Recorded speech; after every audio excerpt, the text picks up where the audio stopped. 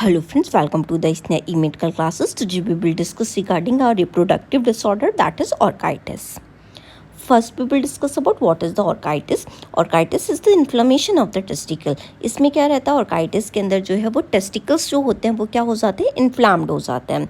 Which are the male reproductive organ. जो testicles रहते हैं वो क्या रहते हैं, मेल रिप्रोडक्टिव ऑर्गन्स होते हैं, जो कि क्या रहेंगे, ये जो स्पर्म होता है उसको प्रोड्यूस करने के लिए जो है वो रिस्पॉन्सिबल होते हैं, और ये साथ में ये टेस्टोस्टेरोन जो होता है उसको भी ये प्रोड्यूस करते हैं. तो ये क्या होते हैं, जब ऑर्काइटिस की कंडीशन होती है तो इसमें जो टेस्टिकल होंगे वो इन्फ्लाम्ड हो जाएंगे, जिसकी वजह से स्पर्म के प्रोडक्शन पे और टेस्टोस्टेरोन जो प्रोड्यूस हो रहा है, ठीक है, उस पर जो है वो इम्पैक्ट पड़ता है. नेक्स्ट वन, इसके कॉजेज़ क्या रहेंगे. इसका जो मेनली कॉज रहता है वो इन्फेक्शन की वजह से जो है वो ऑर्काइटिस किसी के अंदर भी प्रेजेंट हो जाता है. Most commonly orchitis is cause by viral infection. Most commonly अगर हम बात करें तो जो ऑर्काइटिस होता है ये वायरल इन्फेक्शन की वजह से कॉज होता है. इसमें जो पर्टिकुलरली जो है वो मम्स का, अगर जो पैरोटिड ग्लैंड का डिसऑर्डर होता है, अगर मम्स किसी को हो जाए, ठीक है, तो जिसमें क्या होती है, पैरोटिड ग्लैंड जो है वो स्वैलन हो जाती है. तो अगर किसी को मम्स जो है वो हो रहा है तो जो है वो ऑर्काइटिस जो है वो उसके अंदर देखने के लिए मिलता है. बैक्टीरियल इन्फेक्शन जो है वो भी रिस्पॉन्सिबल होता है. ऑर्काइटिस जो है कि अगर किसी पर्सन को हो रहा है तो उसके अंदर बैक्टीरियल इन्फेक्शन भी जो है वो रिस्पॉन्सिबल हो सकता है. तो उस पर्सन में जो है वो ऑर्काइटिस देखने के लिए मिल सकता है, अगर किसी के पर्सन के अंदर जो है वो बैक्टीरियल इन्फेक्शन जो है इसका मेन कॉज हो सकता है. ट्रॉमा जो है इसका ये एक और कॉज रह सकता है. Physically injury to the testicle can cause the inflammation. अगर किसी का जो टेस्टिकल्स के ऊपर जो, अगर किसी का कोई भी एक्सीडेंटल इंजरी हो गया, ठीक है, कोई भी एक्सीडेंट हो गया अगर किसी पर्सन का, तो उसमें टेस्टिकल स्क्रॉटम के ऊपर जो है वो अगर उसको चोट लग जाती तो ये भी एक जो है वो मेन कॉज हो सकता है उसके ऑर्काइटिस होने का. Sexually transmitted infection. अगर कोई पर्सन जो है वो सेक्सुअली ट्रांसमिटेड इन्फेक्शन से जो है वो सफ़र कर रहा है, जैसे कि गोनोरिया हो गया, क्लेमाइडिया हो गया, तो जो पर्सन को अगर सेक्सुअली ट्रांसमिटेड डिजीज़ हो रही हैं तो उन पर्सन में भी क्या रहेगा, जो ऑर्काइटिस जो है वो कॉमनली हो सकता है. नेक्स्ट वन क्या है, auto immune disorder. Auto immune disorders क्या रहता है, जैसे कि हमारी बॉडी की जो सेल्स होती हैं, ठीक है, वो मिस्टेकनली जो है वो अपनी ही बॉडी को टारगेट कर लेती हैं. कोई भी सिचुएशन में वो नहीं समझ पाती हैं कि फॉरेन बॉडी है या फिर हमारी बॉडी की ही सेल है. तो इसमें क्या करती हैं, बॉडी जो है वो टेस्टिकल्स को टारगेट कर लेती हैं. तो बॉडी जब वो टेस्टिकल को मतलब नहीं समझ पाती हैं फॉरेन बॉडी है इसके ऊपर या फिर हमारी बॉडी की ही सेल्स हैं, तो उसमें क्या हो जाता है, ऑर्काइटिस जो है वो प्रेजेंट हो जाता है. मतलब ऑटो इम्यून डिसऑर्डर की वजह से जब हमारी बॉडी भी खुद ही को मतलब वो करने लगती है, इन्फेक्टेड करने लगती है, तो समटाइम्स जो है वो टेस्टिकल भी टारगेट हो सकते हैं. तो पर्सन का जो ऑर्काइटिस देखने के लिए मिल सकता है. नेक्स्ट वन है हमारा साइन सिम्टम्स. क्या साइन सिम्टम्स प्रोड्यूस करेगा अगर किसी भी पर्सन को ऑर्काइटिस हो रहा है, तो उसको सबसे पहले टेस्टिकुलर जो मतलब टेस्टिस जो हैं उसके अंदर पेन रहेगा. Orchitis typically cause severe testicular pain. Orchitis की वजह से पर्सन को जो है वो सीवियर टेस्टिकल्स जो पेन देखने के लिए मिलेगा. उसके ऑर्किटस वाली एरिया पे जो स्क्रॉटल एरिया है और उसी के अंदर क्या प्रेजेंट रहते हैं, उसके टेस्टिकल्स प्रेजेंट रहते हैं. तो उस एरिया पे जो है उसको स्वेलिंग देखने के लिए मिलेंगे, और जो एरिया होगा वो कैसा हो जाएगा, एनलार्ज्ड हो जाएगा, और साथ में उस पर बहुत ज़्यादा स्वेलिंग भी देखने के लिए मिलेगी. पर्सन को जो है वो इन्फेक्शन की वजह से पर्सन को जो है वो फीवर भी आ सकता है. रेडनेस प्रेजेंट रहेगी, और स्क्रॉटम एकदम अगर उसको देखेंगे तो वो एकदम रेड एंड स्वेलन, और जो जब उनको टच करेंगे तो वार्मनेस भी प्रेजेंट रहेगी, वहाँ पे रेडनेस भी प्रेजेंट रहेगी. क्यों? क्योंकि वहाँ पे इन्फेक्शंस के जो हैं वो साइन प्रेजेंट है.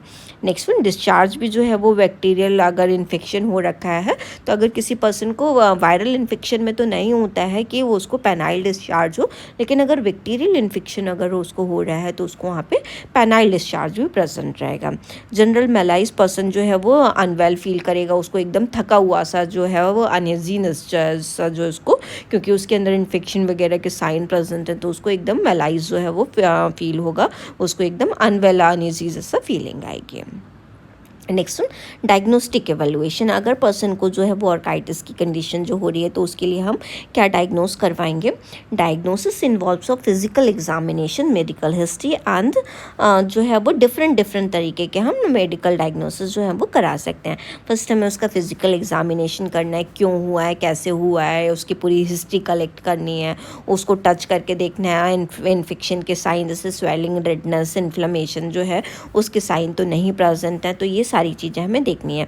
पूरी उसकी हिस्ट्री लेनी है कि कैसे किस वजह से हुआ है उसको, ठीक है। कोई भी ऐसा तो नहीं है STI की वजह से हुआ है, कोई सेक्सुअल ट्रांसमिटेड डिजीज़ वगैरह होने की वजह से हुआ है, तो उसकी कम्प्लीटली हमें मेडिकल हिस्ट्री लेनी है। कुछ इसका पास्ट में कुछ ऐसा तो नहीं रहा, ठीक है, जिसका कोई भी फैक्टर जो है वो रिस्पॉन्सिबल कर रहा है, तो उसका पूरा हमें हिस्ट्री भी लेना है।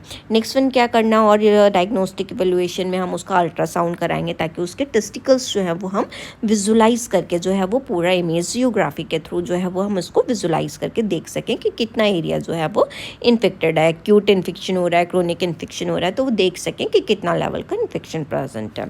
नेक्स्ट वन क्या है, ब्लड टेस्ट कराएंगे ताकि इन्फेक्शन के साइंस जो है उसके मॉनिटर कर सकें, उसके जो पूरा कल्चर कर सकें कि क्या वायरल इन्फेक्शन की वजह से हुआ है या बैक्टीरियल की वजह से हुआ है, उसका कॉजेटिव एजेंट क्या है, ये सारी चीज़ों के लिए हम उसका ब्लड टेस्ट कल्चर जो है वो कराते हैं।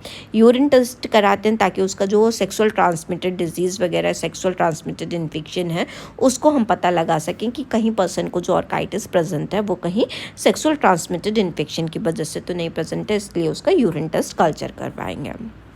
नेक्स्ट वन क्या है, पैथोफिजियोलॉजी। अगर जो ऑर्काइटिस अगर किसी भी पर्सन को हो रहा है तो उसके लिए क्या पैथोफिजियोलॉजी रिस्पॉन्सिबल होगी। Orchitis is primarily an inflammatory response to infection और इंजरी। जो ऑर्काइटिस क्या रहता है, इसमें इन्फ्लामेटरी रिस्पॉन्स होता है। ये किसी भी कोई भी इन्फेक्शन अगर बॉडी में आया, बैक्टीरियल इन्फेक्शन आया, वायरल इन्फेक्शन आया, या फिर किसी पर्सन को वायरल इन्फेक्शन में मम्स अगर हुआ है तो क्या रहता है, ये इन्फेक्टस की वजह से उसको ऑर्काइटिस प्रेजेंट हो जाता है, ठीक है। या फिर किसी को इंजरी हुई है या फिर किसी को ऑटो इम्यून डिसऑर्डर हुआ है, तो ऐसे रीजंस की वजह से पर्सन को ऑर्काइटिस देखने के लिए मिलता है। In the case of the viral orchitis, the mumps virus directly infect the testicular tissue. अगर किसी पर्सन को वायरल ऑर्काइटिस जो है वो हुआ है तो इसमें क्या करेगा, जो मम्स वायरस होता है वो डायरेक्टली किसको इम्पैक्ट करता है, और जैसे अगर हम मम्स का अगर सिम्टम देख रहे हैं और कॉम्प्लिकेशंस देखते हैं तो कॉम्प्लिकेशन में भी उसको जो है वो ये देखने के लिए मिल सकता है, ठीक है, ऑर्काइटिस देखने के लिए मिल सकता है। या फिर एक ये एज ए साइन भी हो सकता है, मम्स डिजीज़ के अंदर जो है वो ऑर्काइटिस जो है वो पर्सन को प्रेजेंट देखने के लिए मिलता है। तो उसमें क्या ये करता है, ये टेस्टिकुलर टिश्यूज़ को है वो डायरेक्टली जाके ये इन्फेक्ट कर देता है। Next one, pharmacological management. अगर ऑर्काइटिस अगर किसी को हो रहा है तो हम क्या मैनेज कर सकते हैं, कैसे करके उसका ट्रीटमेंट करेंगे।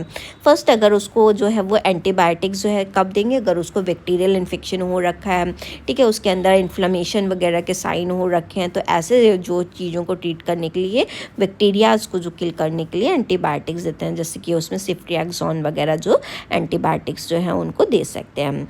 नेक्स्ट वन है पेन मेडिकेशन। पेन मेडिकेशन में जैसे कि उसको पेन प्रेजेंट हो रहा है, इन्फ्लेमेशन के साइंस प्रेजेंट हो रहा है, अगर इन्फ्लेमेटरी साइंस प्रेजेंट हो रहा है तो उसको non steroidal anti inflammatory drugs जैसे कि आइबुप्रोफेन वगैरह जो है वो, ये जो है वो आइबुप्रोफेन पेन के लिए भी काम करती है, एंटी इन्फ्लेमेटरी भी होती है, तो इसको आइबुप्रोफेन को हम पेन मैनेजमेंट के लिए और इन्फ्लेमेटरी मेडिकेशन के एज उसमें दे सकते हैं। नेक्स्ट वन, अगर वायरल इन्फेक्शन की वजह से हुआ है तो उसको एंटीवायरल मेडिकेशन देके ताकि उसके वायरल ऑर्काइटिस को जो है वो ट्रीट किया जा सके, जैसे कि उसमें ड्रग्स बहुत सारी रहती है, रेमडेसिविर हो गई, साइक्लोविर जो होती हैं, ऐसी ड्रग्स जो है वो दी जाती है। साइक्लोविर थोड़ी हाई रहती है तो रेमडेसिविर जो है वो दे सकते हैं एंटीवायरल मेडिकेशन में। Next one, surgical management. Surgical management अगर वैसे तो नहीं करवाते हैं, इसमें कोई रिक्वायर्ड नहीं होता है, ये जस्ट मेडिकेशन से ही ट्रीट हो जाता है। लेकिन अगर कोई ये कॉम्प्लिकेशन जो है डेवलप कर रहा है, जैसे कि एब्सिस हो गया उसके टेस्टिकल्स में, तो सर्जिकल मैनेजमेंट की रिक्वायरमेंट होती है। नेक्स्ट वन, नर्सिंग मैनेजमेंट में क्या करेंगे, नर्स जो है वो क्या करेगी, अगर उसको पेन हो रहा है तो सबसे पहले उसको पेन रिलीफिंग के लिए जो फिजिशियन होगा वो क्या प्रिस्क्राइब करेगा, पेन रिलीविंग मेडिकेशंस जो होगा वो प्रिस्क्राइब करेगा, एनाल्जेसिक्स वगैरह। तो नर्स का काम है उसको सही तरीके से जो है वो ड्रग्स को देना, सही टाइम पे देना, सही तरीके से एडमिनिस्टर जो भी रूट है सही पेशेंट को देना, ये सारी चीज़ें उसे देनी है। रेस्ट एंड एलिवेशन, उसको जो है रेस्ट प्रोवाइड करवाना और उसका जो स्क्रॉटल एरिया है उसको सपोर्ट प्रोवाइड करके उसको एलिवेट करके रखना है ताकि उसका जो स्वेलिंग वगैरह जो प्रेजेंट हो रहा है वो जो स्वेलिंग जो है वो रिड्यूस हो सके। उसको फ्लूइड देना है, उसका हाइड्रेशन थेरेपी मेंटेन कराना है। अगर पेशेंट को फीवर वगैरह बहुत ज़्यादा हो रहा है तो उसको हाइड्रेशन देके, पानी वगैरह देके उसको फीवर वगैरह जो है उसको नॉर्मल किया जा सके। मॉनिटरिंग, उसका क्लोज आई वाइटल साइंस पे रखना है ताकि उसके वाइटल साइन उसके नॉर्मल रहें, फीवर वगैरह जो है वो रिकॉर्ड कर सकें और उसके कोई सिम्टम्स वगैरह जो है है वो प्रोग्रेस ना करे, इसलिए उसके वाइटल साइंस पे एक जो है वो उसको कीन ऑब्जर्वेशन में रखना है, ताकि उसके कोई भी चीज़ एबनॉर्मलिटी वगैरह जो है वो नोटिस की जा सके और पर्सन जो है वो जल्दी से जल्दी जो है उसकी तबीयत जो है वो ठीक हो सके।